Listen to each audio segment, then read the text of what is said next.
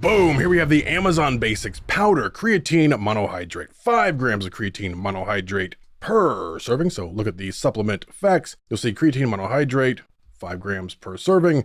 Other ingredients, absolutely none. As far as mixing goes, they say mix 1 scoop with 8 to 12 ounces of water or juice, and the scoop is included. Now, I usually like to mix my creatine a little bit differently, but first, I always like to test just the powder, just straight, you know, just the powder. Yeah, I don't taste anything at all. That's one way to try to tell how pure the creatine is. Make sure there's no like sourness to it or chemical flavor.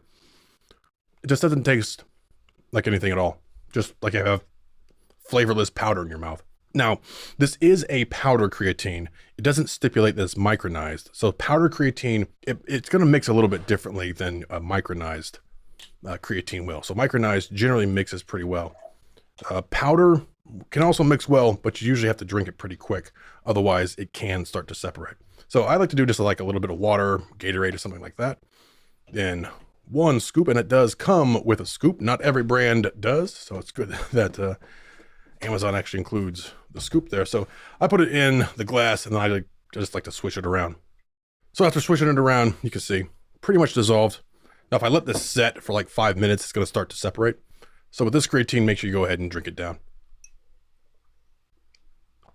Now again, I don't taste anything at all there.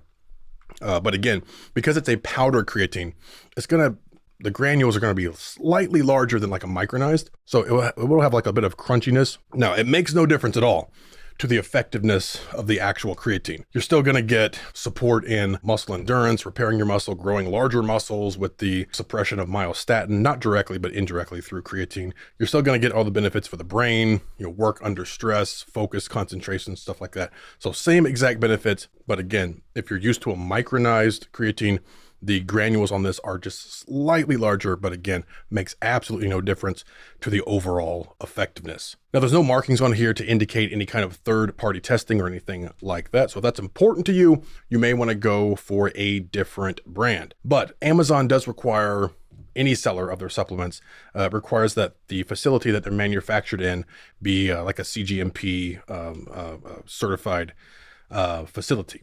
So we at least know that it will come from a good facility.